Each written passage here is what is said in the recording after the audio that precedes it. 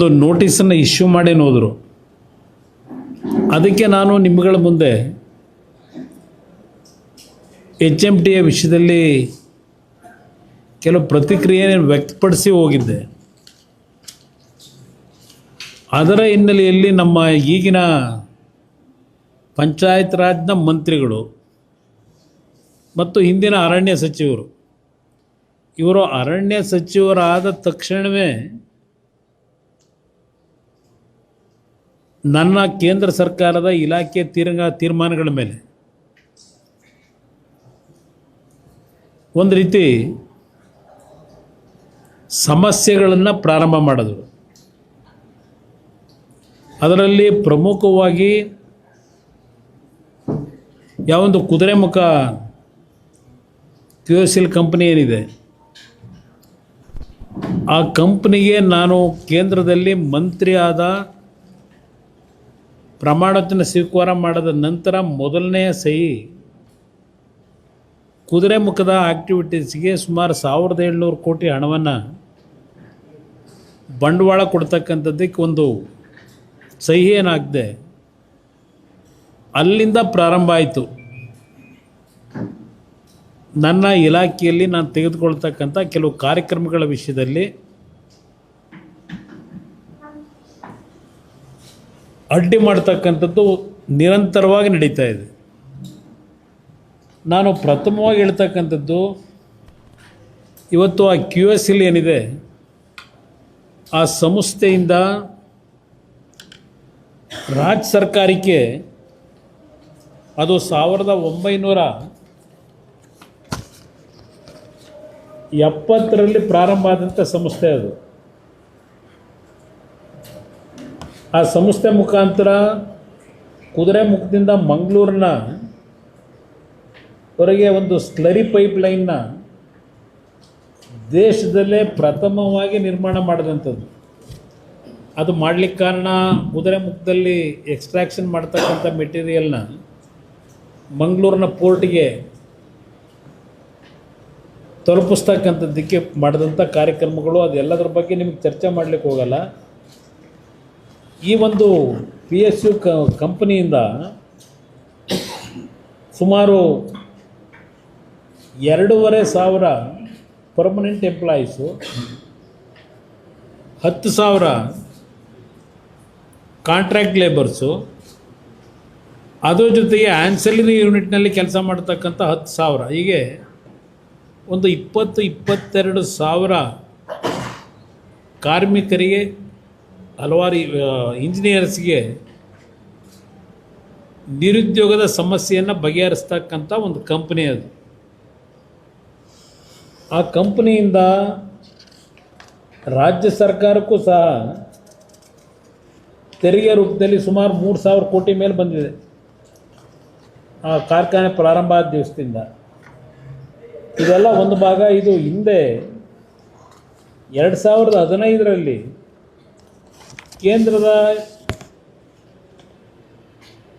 Steel minister, union minister, ಕೇಂದ್ರ ಸರ್ಕಾರದ ಮತ್ತು ರಾಜ್ಯದ ಮುಖ್ಯಮಂತ್ರಿಗಳು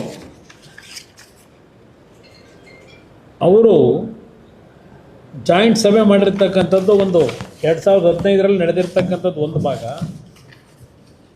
16-17ರಲ್ಲಿ ಇದೇ ಸಿದ್ದರಾಮಯ್ಯನವರು ದೇವದಾರ ಫಾರಂ ಏನಿದೆ, ದೇವದಾರ ಗಣಿ ಪ್ರದೇಶ, ಅದನ್ನು QSL ಕಂಪನಿಗೆ ಕೊಡ್ತಕ್ಕಂಥ ತೀರ್ಮಾನ ಏನು ಮಾಡಿದ್ರು. ಆ ಕಂಪನಿಯಿಂದ ಸುಮಾರು 500 ಕೋಟಿಗೂ ಹೆಚ್ಚಿನ ಹಣ ಆ ದೇವದಾರ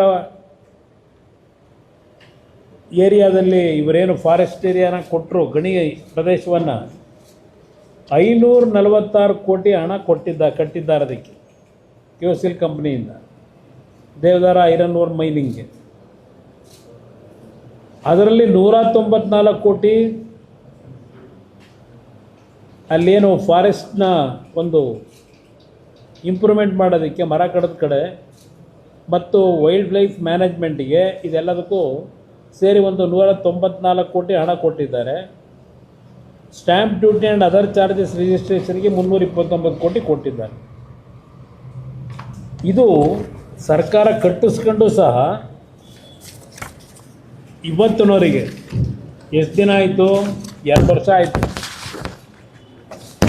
ಇವತ್ತಿನವರೆಗೆ ಅಲ್ಲಿ ಯಾವುದೇ ರೀತಿ ಸರ್ಕಾರ ಸಹಕಾರ ಕೊಡಲಿಲ್ಲ. ಅಲ್ಲಿ ಇದೇ ಮಹಾನ್ ಭಾವ ಏನು ನೆನ್ನೆ ಹೇಳಿಕೆ ಕೊಟ್ಟವ್ರೆ ನಮ್ಮ ಪಂಚಾಯತ್ ರಾಜ್ ಸಚಿವರು, ಪಾಪ ನನಗೆ ಸಲಹೆ ಕೊಟ್ಟಿದ್ದಾರೆ. ಸಲಹೆಯನ್ನು ಕೊಡ್ತಾರೆ, HMT ಅರಣ್ಯ ಭೂಮಿ ಕುಮಾರಸ್ವಾಮಿ ಆರೋಪಕ್ಕೆ ಕಂಡ್ರೆ ತಿರುಗೇಟು, ಉಕ್ಕಿನ ಕಾರ್ಖಾನೆ ಪುನಶ್ಚೇತನಗೊಳಿಸಲಿ ಅಂತ ಒಂದು ಹೇಳಿಕೆ ಕೊಟ್ಟವ್ರೆ. QSLನ ಮುಗಿಸೋದಕ್ಕೆ ಏನು ಮಾಡಿದ್ದೀರಿ? ನಾನು ಇವರು ಯಾವಾಗ QSL ಕಂಪ್ನಿ ಹಲವಾರು ಜನ ನಿರುದ್ಯೋಗಿಗಳು, ಸಾವಿರಾರು ನಿರುದ್ಯೋಗಿಗಳು ಬೀದಿಗೆ ಬರ್ತಾರಲ್ಲ ಅಂತೇಳಿ ನಮ್ಮ NMDC ಸಂಸ್ಥೆಯಿಂದನೇ ಅವ್ರಿಗೆ ಐರನ್ ನೂರು ಕೊಡಿಸಿ ಇಲ್ಲಿವರೆಗೆ ತಳ್ಳಿದ್ದೀನಿ. ಕಾರ್ಖಾನೆ ಇನ್ನೂ ಜೀವ ಕೊಟ್ಟಿದ್ದೀನಿ.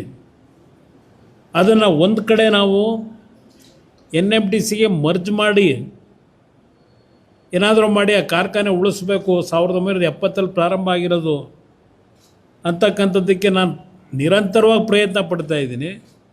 ನೀವು ಸರ್ಕಾರದಲ್ಲಿ ಕೊಟ್ಟಿರೋ ಕೋಆಪ್ರೇಷನ್ ಏನು ನಮಗೆ? ಇಲ್ಲಿ ಹೇಳ್ತೀರಿ ಉಕ್ಕಿನ ಕಾರ್ಖಾನೆ ಪುನಶ್ಚೇತನಗೊಳಿಸಲಿ ಅಂತ ಹೇಳಿ. ನಾನು ಭೀಮಣ್ಣ ಎಂತ ಕಂಡ್ರೆ ಈಶ್ವರ ಕಂಡ್ರೆ ಕೇಳಿ ನಾನು ಮಾಡಬೇಕಾ? ಈ ರಾಜ್ಯಕ್ಕೆ ನನಗೆ ಸಿಕ್ಕಿರ್ತಕ್ಕಂಥ ಅವಕಾಶದಲ್ಲಿ ಯಾವ ಥರ ಈ ಒಂದು ರಾಜ್ಯಕ್ಕೆ ನನ್ನ ಇಲಾಖೆಯಿಂದ ಕಾರ್ಯಕ್ರಮ ತರಬೇಕು ಅಂತಕ್ಕಂಥದ್ದಕ್ಕೆ ಈಶ್ವರ ಖಂಡ್ರೆಯಿಂದ ನಾನು ಹೇಳಿಸ್ಕೋಬೇಕಾಗಿಲ್ಲ. ಪದೇ ಪದೇ HMTಯ ಕಾರ್ಖಾನೆಯ ವಿಷಯದಲ್ಲಿ ಇಲ್ಲಿ ಹೇಳಿಕೆ ಕೊಟ್ಟಿದ್ದಾರೆ. 7 ಕೋಟಿ ಕನ್ನಡಿಗರ ಆಸ್ತಿ.